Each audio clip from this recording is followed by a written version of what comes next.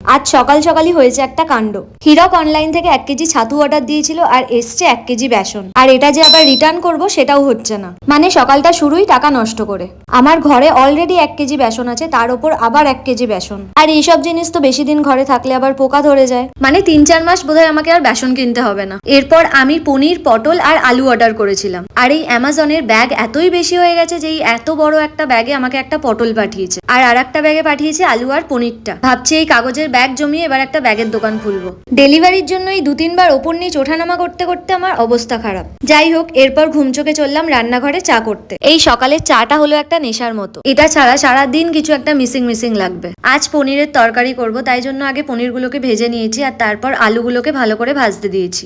এরপর আদা, জিরে আর কাঁচা লঙ্কা দিয়ে একটা পেস্ট বানিয়ে সেটাই আলুর মধ্যে দিয়ে দেবো। এরপর কালারের জন্য কাশ্মীরি লঙ্কার গুঁড়ো দিয়ে ভালো করে আগে এটাকে কষিয়ে নিয়েছি। তারপর জল দিয়ে পনিরগুলো দিয়ে দিয়েছিলাম, তারপর লাস্টে ঘি গরম মশলা দিয়ে নামিয়ে নিয়েছি। ব্যাস, এখানেই আমার রান্না কমপ্লিট। শুধু পনিরের তরকারি না, আরো কিছু রান্না করেছি, কিন্তু সেগুলো আর আজকে দেখালাম না। এরপর খেয়ে দিয়ে লম্বা একটা ঘুম দিয়ে এখন যাব নিচে একটা দোকানে। আমাদের বিল্ডিং এর পাশেই একটা নতুন দোকান হয়েছে। আগের দিন আমি দেখেছি ওখানে বিভিন্ন রকমের রান্নাঘরের জিনিস পাওয়া যায়, তো সেগুলোই আজকে দেখতে যাব।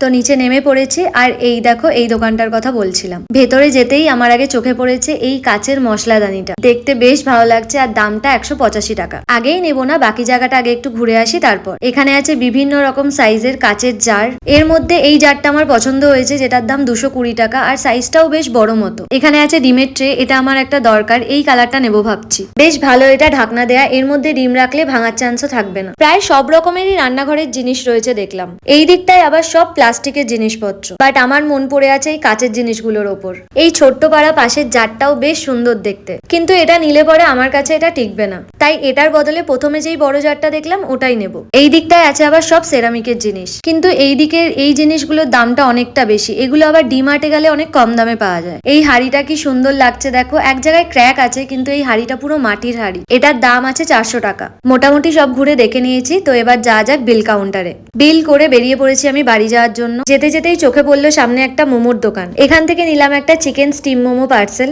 মোমো আর নতুন জিনিস নিয়ে খুশিতে খুশিতে চললাম বাড়ি। তো আজকের ভিডিওটা এই পর্যন্তই, টাটা।